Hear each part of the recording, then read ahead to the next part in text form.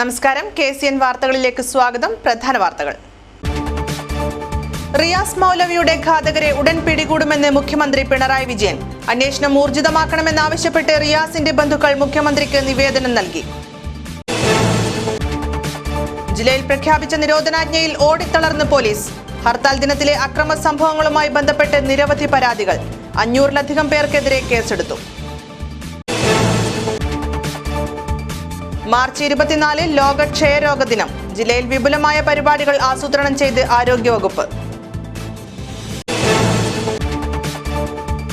മഞ്ചേശ്വരത്ത് നൃത്താധ്യാപികയെ ബന്ദിയാക്കി മർദ്ദിച്ച സംഭവത്തിൽ മുഖ്യപ്രതിയെ രക്ഷിക്കാൻ പോലീസ് ശ്രമമെന്ന് ആരോപണം. മഹിളാ സംഘം പ്രവർത്തകർ പ്രതിഷേധവുമായി രംഗത്ത്. തെർമോക്കോളിൽ ശില്പങ്ങൾ തീർത്ത് കക്കാട്ട് കാനത്തുംമൂലയിലെ പ്രവീൺ എന്ന വിദ്യാർത്ഥി. പ്രവീണിന്റെ കരവിരുതിൽ പൂർത്തിയായത് നിരവധി തെയ്യക്കോലങ്ങളുടെ ശില്പങ്ങൾ. വിശദമായ വാർത്തകളിലേക്ക്. റിയാസിന്റെ ഘാതകരെ ഉടൻ പിടികൂടുമെന്ന് മുഖ്യമന്ത്രി. തന്നെ സന്ദർശിക്കാനെത്തിയ റിയാസിന്റെ പിതാവടക്കമുള്ള ബന്ധുക്കൾക്കാണ് പിണറായി വിജയൻ ഇതു സംബന്ധിച്ച ഉറപ്പ് നൽകിയത്. കഴിഞ്ഞ ദിവസമാണ് ചൂരിയിൽ മദ്രസ അധ്യാപകൻ മടിക്കേരി എരുമാട് സ്വദേശി റിയാസ് പള്ളിമുറിയിൽ വെട്ടേറ്റു മരിച്ചത്. സംഭവം അന്വേഷിക്കാൻ സംസ്ഥാന സർക്കാർ പ്രത്യേക അന്വേഷണ സംഘത്തെയും നിയോഗിച്ചിട്ടുണ്ട്. ഈ വേളയിലാണ് പ്രതികളെ ഉടൻ പിടികൂടണമെന്നാവശ്യപ്പെട്ട് റിയാസിന്റെ പിതാവ് സൽമാൻ അടക്കമുള്ള ബന്ധുക്കൾ മുഖ്യമന്ത്രി പിണറായി വിജയനെ സന്ദർശിച്ചത്. സുന്നി നേതാക്കളടക്കം മുഖ്യമന്ത്രിയെ കാണാനായി മട്ടന്നൂരിലെത്തിയ സംഘത്തിൽ റിയാസിന്റെ 1 വയസ്സുള്ള മകളും ഭാര്യയും ഉണ്ടായിരുന്നു. മുഖ്യമന്ത്രിക്ക് മുന്നിലെത്തിയ ബന്ധുക്കൾ അന്വേഷണം ഊർജിതമാക്കണമെന്നാവശ്യപ്പെട്ട് നിവേദനം നൽകുകയും ചെയ്തു. കൊലപാതകവുമായി ബന്ധപ്പെട്ട് അന്വേഷണം നടത്താൻ സർക്കാർ പ്രത്യേക അന്വേഷണ സംഘത്തെ നിയോഗിച്ചിട്ടുണ്ടെന്നും പ്രതികളെ ഉടൻ പിടികൂടുമെന്നും മുഖ്യമന്ത്രി ബന്ധുക്കൾക്ക് ഉറപ്പു നൽകി. മുഖ്യമന്ത്രിക്കൊപ്പം EP ജയരാജൻ MLA, മട്ടന്നൂർ നഗരസഭാ chairman K Bhaskaran master, CPM ജില്ലാ സെക്രട്ടറി P ജയരാജൻ തുടങ്ങിയവരും ഉണ്ടായിരുന്നു. News desk KCN. ഹർത്താൽ ദിനത്തിലെ അക്രമവുമായി ബന്ധപ്പെട്ട് നിരവധി പരാതികൾ വന്നതോടെ 500-ലധികം പേർക്കെതിരെ പോലീസ് കേസെടുത്തു. അതേസമയം കാസർഗോഡ്, മഞ്ചേശ്വരം താലൂക്കുകളിൽ വ്യാഴാഴ്ച രാത്രി 10 മണി മുതൽ വെള്ളിയാഴ്ച രാവിലെ 6 മണി വരെ ഇരുചക്ര വാഹനങ്ങൾ നിരോധിച്ചു. സാമൂഹ്യ മാധ്യമങ്ങളിൽ വ്യാജ പ്രചരണം നടത്തുന്നവർക്കെതിരെ കർശനമായ നടപടികൾ സ്വീകരിക്കുമെന്ന് ജില്ലാ പോലീസ് മേധാവി അറിയിച്ചു. റിയാസ് മൗലവിയുടെ കൊലപാതകത്തിൽ പ്രതിഷേധിച്ച് മുസ്ലിം ലീഗ് ആഹ്വാനം ചെയ്ത ഹർത്താലിലാണ് വ്യാപകമായ സംഘർഷമുണ്ടായത്. കൊലപാതകവുമായി ബന്ധപ്പെട്ട് സംഘർഷം പടരാതിരിക്കാൻ ജില്ലാ കലക്ടർ ഒരാഴ്ചത്തേക്ക് ജില്ലയിൽ നിരോധനാജ്ഞയും പ്രഖ്യാപിച്ചിട്ടുണ്ട്. എന്നാൽ നഗരത്തിലും പരിസര പ്രദേശങ്ങളിലും ആക്രമിക്കപ്പെട്ടവർ നിരവധി പരാതികളുമായാണ് പോലീസ് സ്റ്റേഷനുകളിൽ എത്തുന്നത്. അതേസമയം സാമുദായിക കലാപം സൃഷ്ടിക്കാൻ വ്യാപകമായ ശ്രമം നടക്കുന്നതായും ആരോപണമുണ്ട്. ഈ സാഹചര്യത്തിലാണ് കനത്ത സുരക്ഷയും പോലീസ് സന്നാഹവും ജില്ലയിലെമ്പാടും ഒരുക്കിയിട്ടുള്ളത്. പ്രശ്നബാധിത പ്രദേശങ്ങളിൽ ഊണുമുറക്കവും നഷ്ടപ്പെട്ടാണ് പോലീസുകാർ ക്രമസമാധാനം നിയന്ത്രിക്കുന്നത്. യാത്രക്കാരെ ആക്രമിച്ച കേസ്, പൊതുമുതൽ നശിപ്പിക്കുക, പോലീസിന് നേരെയുണ്ടായ ആക്രമണം, വീടുകൾക്കും കടകൾക്കും നേരെയുണ്ടായ ആക്രമണം തുടങ്ങി 30-ലേറെ കേസുകൾ രജിസ്റ്റർ ചെയ്തിട്ടുണ്ട്. തിരിച്ചറിഞ്ഞവരും കണ്ടാലറിയാവുന്ന ആളുകളുമടക്കം 500-ലേറെ പേർക്കെതിരെ പോലീസ് കേസെടുത്തിട്ടുണ്ട്. സംഘർഷം പടർത്താൻ വ്യാപകമായ വ്യാജ പ്രചരണങ്ങൾ നടക്കുന്നതായും റിപ്പോർട്ട് നിലനിൽക്കെ പോലീസിന്റെ കനത്ത നിരീക്ഷണത്തിലാണ് കാസർഗോഡ് നഗരവും പരിസര പ്രദേശങ്ങളും. News desk KCN. ക്ഷയരോഗ അണുക്കളെ കണ്ടെത്തിയ റോബർട്ട് ഹൂക്കിന്റെ ജന്മദിനമായ മാർച്ച് 24 ലോകം ക്ഷയരോഗ ദിനമായി ആചരിക്കുന്നു. ഇതിന്റെ ഭാഗമായി ജില്ലയിൽ വിപുലമായ പരിപാടികൾ സംഘടിപ്പിക്കും. ജില്ലാതല ഉദ്ഘാടനം ബോവിക്കാനത്ത് നടക്കും. മാർച്ച് 24 ലോക ക്ഷയരോഗ ദിനാചരണത്തിന്റെ ഭാഗമായി വിവിധ പരിപാടികളാണ് ജില്ലയിലെമ്പാടും സംഘടിപ്പിക്കുന്നത്. പരിപാടികളുടെ ജില്ലാതല ഉദ്ഘാടനം ബോവിക്കാനം സൗപർണിക ഓഡിറ്റോറിയത്തിൽ നടക്കും. കാസർഗോഡ് TB യൂണിറ്റ്, കുമ്പള സാമൂഹിക ആരോഗ്യ കേന്ദ്രം, മധൂർ ഗ്രാമപഞ്ചായത്ത് തുടങ്ങിയവയുടെ സംയുക്താഭിമുഖ്യത്തിൽ മധൂർ കൊല്യ ശിവജി കലാസംഘത്തിൽ ആരോഗ്യ ബോധവൽക്കരണ സെമിനാർ സംഘടിപ്പിക്കും. ജനങ്ങളിൽ ക്ഷയരോഗത്തെക്കുറിച്ച് ബോധവൽക്കരണം ഉണ്ടാക്കുവാൻ സന്നദ്ധ സംഘടനകൾ രംഗത്തിറങ്ങണമെന്നും സൗജന്യ ചികിത്സാ കേന്ദ്രങ്ങളിൽ സജ്ജീകരിച്ചിട്ടുള്ള ആധുനിക പരിശോധനാ മാർഗത്തിലൂടെ രോഗനിർണയം നടത്തുവാൻ ജനങ്ങൾ തയ്യാറാകണമെന്നും കാസർഗോഡ് ജനറൽ ആശുപത്രി chest physician doctor Ricky Krishnan അഭ്യർത്ഥിച്ചു. ക്ഷയരോഗം നമ്മുടെ നാട്ടിൽ പ്രസക്തമായൊരു പകർച്ചവ്യാധി തന്നെയാണ്. കഴിഞ്ഞ വർഷം കാസർഗോഡ് ജില്ലയിൽ ഏകദേശം 851ഓളം കേസുകൾ ക്ഷയരോഗത്തിൻ്റെ ഉണ്ടായിരുന്നു. കേരളത്തിലാകെ 20,000-ലേറെ കേസുകൾ 2016 റിപ്പോർട്ട് ചെയ്തിട്ടുണ്ട്. പ്രധാനമായി 2 ആഴ്ചയിൽ കൂടുതൽ നീണ്ടു നിൽക്കുന്ന ചുമ, കഫത്തോടു കൂടിയോ അല്ലാതെയുള്ള ചുമയാണ് ഇതിൻ്റെ പ്രധാന ലക്ഷണം. പക്ഷേ നമ്മുടെ നാട്ടുകാർക്ക് ഇതിന് ഒരു പ്രാധാന്യം കൊടുക്കുന്നില്ല.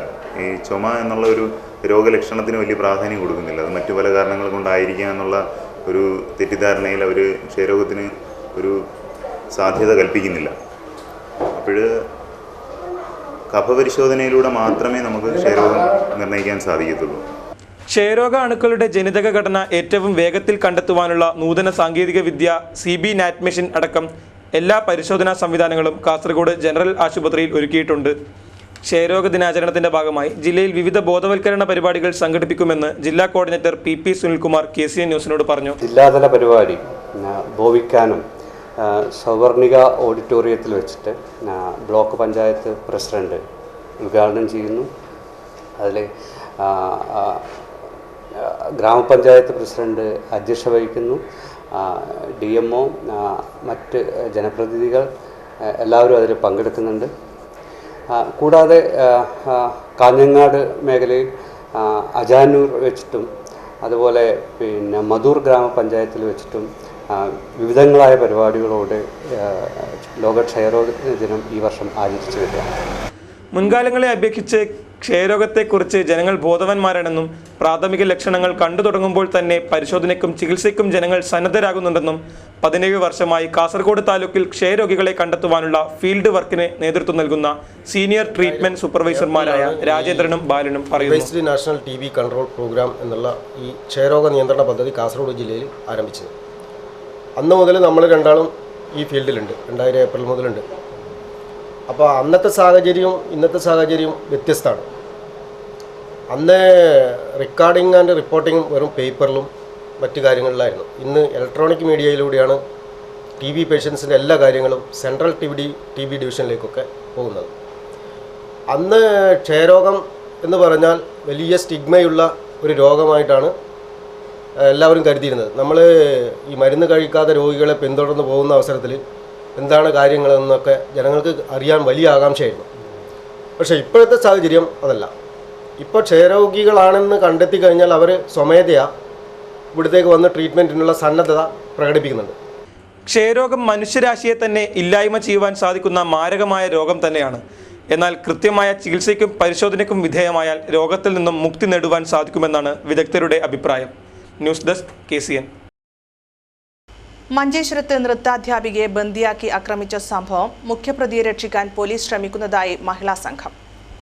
നിശ്ചയിച്ചുറപ്പിച്ച കല്യാണത്തിൽ നിന്ന് പിന്മാറിയതിലുള്ള വിരോധത്തിൽ നൃത്താധ്യാപികയെയും സഹായിയെയും നൃത്തവിദ്യാലയത്തിനകത്ത് ബന്ദിയാക്കി മർദ്ദിച്ച സംഭവത്തിൽ മുഖ്യപ്രതിയെ രക്ഷിക്കാൻ പോലീസ് ശ്രമിക്കുന്നതായി ആരോപണം.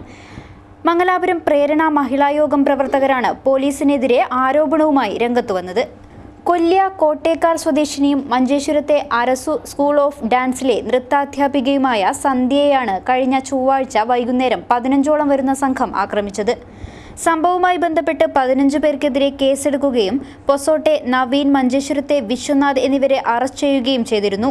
എന്നാൽ നൃത്താധ്യാപികയായ സന്ധ്യയെ വിവാഹമുറപ്പിച്ചിരുന്ന മജ്ബൈലിലെ യുവാവുമായുള്ള വിവാഹത്തിൽ നിന്നും പിന്മാറിയ വൈരാഗ്യത്തിൽ ഈ യുവാവാണ് അക്രമത്തിന് നേതൃത്വം നൽകിയത്. പ്രതികളെ മുഴുവനും അറസ്റ്റ് ചെയ്യാൻ പോലീസ് തയ്യാറാവണമെന്നും അല്ലാത്തപക്ഷം പ്രക്ഷോഭ പരിപാടികൾ സംഘടിപ്പിക്കുമെന്നും ഇവർ പറഞ്ഞു. അവരെന്നെ എഗെയിൻ അറ്റാക്ക് ആക്കുന്ന പേടി എനക്കുണ്ട്. ബട്ട് പോലീസിനവർ ഇനിയും അറസ്റ്റ് ചെയ്തിട്ടില്ല.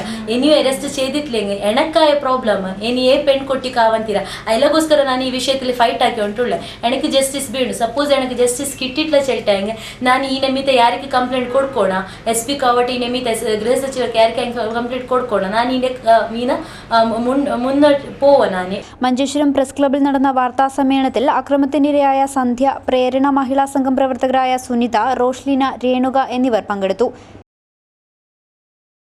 തെർമോക്കോളിൽ മനോഹര ശില്പങ്ങൾ തീർത്ത് ശ്രദ്ധേയനാവുകയാണ് കക്കാട്ട് കാനത്തുമൂലയിലെ പ്രവീൺ എന്ന വിദ്യാർത്ഥി. വിവിധ തെയ്യക്കോലങ്ങളുടേതടക്കം നിരവധി ശില്പങ്ങൾ പ്രവീൺ എന്ന കലാകാരൻ നിർമ്മിച്ചിരിക്കുന്നു.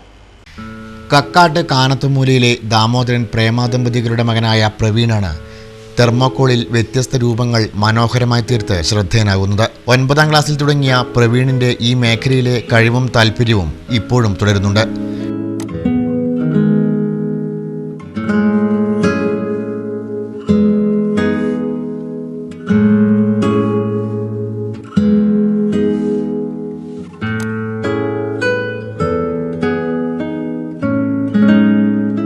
കഥകളി, ബാലിതെയ്യം, വിഷ്ണുമൂർത്തി, മുത്തപ്പൻ, പൊട്ടൻ തെയ്യം ഇങ്ങനെ നീളുന്നു പ്രവീൺ നിർമ്മിച്ച രൂപങ്ങൾ.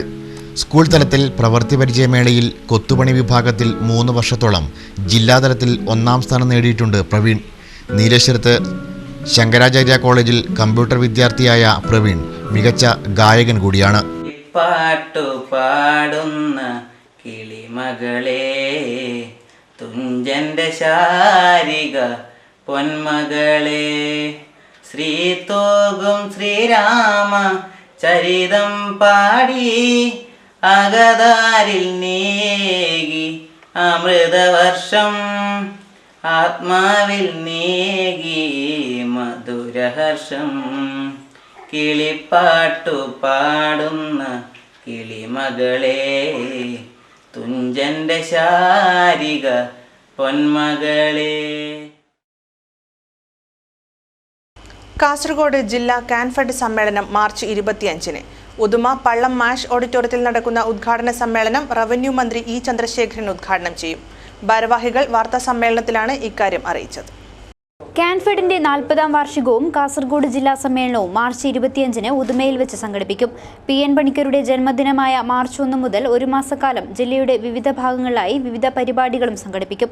ഉദുമ പള്ളം മാഷ് ഓഡിറ്റോറിയത്തിൽ വെച്ച് നടക്കുന്ന സമ്മേളനം MLA കെ കുഞ്ഞിരാമന്റെ അധ്യക്ഷതയിൽ റവന്യൂ മന്ത്രി ഇ ചന്ദ്രശേഖരൻ ഉദ്ഘാടനം ചെയ്യുമെന്നും ഭാരവാഹികൾ വാർത്താസമ്മേളനത്തിൽ അറിയിച്ചു. ഇതോടനുബന്ധിച്ച് അവാർഡ് ദാനവും മുതിർന്ന കാൻഫെഡ് പ്രവർത്തകരെ ആദരിക്കൽ ചടങ്ങും സംഘടിപ്പിക്കും. കാൻഫെഡിന്റെ കാസർഗോഡ് ജില്ലാ സമ്മേളനമാണ് മാർച്ച് 25-ാം തീയതി ശനിയാഴ്ച ഉദുമ പള്ളം മാഷ് ഓഡിറ്റോറിയത്തിൽ നടക്കുന്നത്.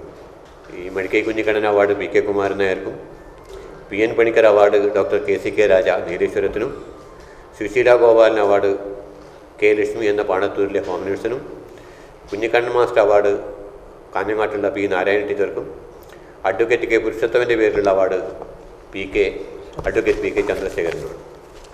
വാർത്താസമ്മേളനത്തിൽ KV Raghavan, Udayamangalam Sukumaran, CK Bhaskaran, C Sukumaran, SV Abdulla തുടങ്ങിയവർ സംബന്ധിച്ചു. പ്ലാന്റേഷൻ കോർപ്പറേഷനിലെ കശുവണ്ടി ശേഖരണവും കശുവണ്ടി വികസന കോർപ്പറേഷനും ക്യാമ്പെക്സിനെ ഏൽപ്പിച്ച നടപടിക്കെതിരെ പ്ലാന്റേഷൻ തൊഴിലാളികൾ. കശുവണ്ടി ശേഖരണത്തിന് നിയോഗിച്ചത് വിരലിൽ എണ്ണാവുന്നവർ മാത്രം. കൊല്ലം ജില്ലയിലെ കശുവണ്ടി ഫാക്ടറികളിലെ തൊഴിലാളികൾക്ക് തൊഴിൽ ലഭ്യമാക്കുന്ന നടപടികളുടെ ഭാഗമായി സർക്കാർ PCKയുടെ തോട്ടങ്ങളിലെ കശുവണ്ടി ശേഖരണം ക്യാപെക്സിനെയും കശുവണ്ടി വികസന കോർപ്പറേഷനെയും ഏൽപ്പിക്കുന്നതിലൂടെ ഇതിനകം ലക്ഷങ്ങളുടെ നഷ്ടം സംഭവിച്ചു കഴിഞ്ഞു. സ്വകാര്യ കോൺട്രാക്ടർമാർ ടെൻഡർ ഏറ്റെടുത്തിരുന്ന കാലങ്ങളിൽ ദിവസവും 20,000 കിലോഗ്രാം കശുവണ്ടി ശേഖരിച്ച ചീമേനി എസ്റ്റേറ്റിൽ നിന്ന് ക്യാപെക്സിന് ദിവസവും ശേഖരിക്കാൻ കഴിയുന്നത് 1,500 കിലോഗ്രാം കശുവണ്ടി മാത്രമെന്ന് എസ്റ്റേറ്റ് സൂപ്പർവൈസർമാർ അറിയിച്ചു. പ്ലാന്റേഷൻ കോർപ്പറേഷനുമായിട്ട് ഇവർ ബന്ധമില്ല. ഗവൺമെൻറ് ഏറ്റെടുക്കുകയും അവരെ ആളെ ഉദ്യോഗസ്ഥന്മാരെ നിയമിക്കുകയും ടെൻഡറുകാരെ നിയമിക്കുകയും ചെയ്തു. ടെൻഡറുകാർ കൃത്യമായിട്ട് ആളെ കൊടുക്കുന്നില്ല. ഓരോ ബ്ലോക്കിലും ഇന്നിപ്പോൾ 500 ചില്ലറ ആൾ പറക്കേണ്ടടുത്ത് 13 ആളാണ് ഇപ്പോൾ അണ്ടി പറക്കുന്നത്. ആകെ എല്ലാ ബ്ലോക്കിലും 13 ബ്ലോക്കിലും കൂടി അണ്ടി നാട്ടുകാർ വ്യാപകമായി കൊണ്ടുപോകുന്നു. വൈകുന്നേരം 6 മണി വരെയാണ് സെക്യൂരിറ്റിക്കാരെ വെച്ചിരിക്കുന്നത്. തുച്ഛമായ ശമ്പളത്തിൽ അവർക്ക് പോകാൻ തയ്യാറല്ല. സെക്യൂരിറ്റി 3 ആളാണ് നമ്മളെ ചീമേനി ഭാഗത്തു നിന്ന് എടുത്തത്. 315 രൂപയ്ക്ക് അവർ പോകാൻ തയ്യാറാവുന്നില്ല. ഇന്ന് അവർ ഒഴിവായി. അപ്പോൾ ഇന്ന് മുതൽ വ്യാപകമായി രാത്രി 8 മണി കഴിഞ്ഞാൽ ലൈറ്റും വണ്ടിയും ഉപയോഗിച്ചാണ് ആൾക്കാർ തോട്ടങ്ങളിൽ നിൽക്കുന്നത്. 770 ഹെക്ടറിൽ വ്യാപിച്ചു കിടക്കുന്ന ചീമേനി എസ്റ്റേറ്റിൽ കശുവണ്ടി പെറുക്കാൻ ക്യാപെക്സ് നിയോഗിച്ചത് 55 തൊഴിലാളികളെ മാത്രം. വിവിധ ഡിവിഷനുകളിലായി 50,000-ഓളം കശുമാവുകളാണ് പ്ലാന്റേഷൻ കോർപ്പറേഷന്റെ ചീമേനി എസ്റ്റേറ്റിൽ ഉള്ളത്. കോട്ടച്ചേരി റെയിൽവേ സ്റ്റേഷൻ റോഡിൽ KSTP റോഡ് നിർമ്മാണത്തിന്റെ ഭാഗമായുള്ള ഓവുചാൽ നിർമ്മാണ പ്രവൃത്തികൾ പാതിവഴിയിൽ. ഓവുചാൽ നിർമ്മാണ പ്രവൃത്തികൾ ഉടൻ ആരംഭിച്ചില്ലെങ്കിൽ സമരവുമായി രംഗത്തിറങ്ങുമെന്ന് വ്യാപാരികൾ.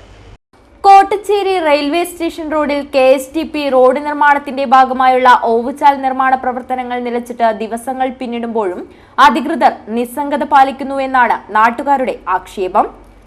സമീപവാസികളായ ഒരു സംഘം ആളുകൾ ഓവുചാൽ നിർമ്മാണം തടഞ്ഞതിനെ തുടർന്നാണ് പ്രവൃത്തി നിർത്തിവച്ചത്. വെള്ളമൊഴുക്കിവിടാൻ സംവിധാനമില്ലാതെ ഓവുചാൽ പണി അനുവദിക്കില്ലെന്നാണ് സമീപവാസികളും മീൻ മാർക്കറ്റിലെ വ്യാപാരികളും പറയുന്നത്. ഓവുചാലിലൂടെ ഒഴുകിവരുന്ന വെള്ളം എങ്ങോട്ട് ഒഴുക്കിവിടുമെന്നതിൽ ഒരു നിശ്ചയവുമില്ലാതെയാണ് ഓവുചാൽ നിർമ്മാണം ആരംഭിച്ചതെന്നും ഇവർ ചൂണ്ടിക്കാട്ടുന്നു. ഇങ്ങനെ റോഡ് ഷോപ്പിലേക്ക് കിടക്കുന്ന മാർഗതടസ്സം സൃഷ്ടിച്ചുകൊണ്ടാണ് പോകുന്നതെങ്കിൽ ഇന്ന് വൈകുന്നേരം മുതൽ റെയിൽവേ സ്റ്റേഷൻ റോഡ് കംപ്ലീറ്റ് കച്ചവടക്കാർ ബ്ലോക്ക് ചെയ്ത് പ്രശ്നം പരിഹരിക്കുന്നത് വരെ ബ്ലോക്ക് ചെയ്തിട്ടുണ്ടിരിക്കാനും അതിലെന്ത് പ്രതിസന്ധി ഇത് വന്നാലും കച്ചവടക്കാർ നേരിടാൻ തയ്യാറായതായി തയ്യാറായിട്ടാണ് ഇപ്പോൾ തീരുമാനിച്ചിരിക്കുന്നത്.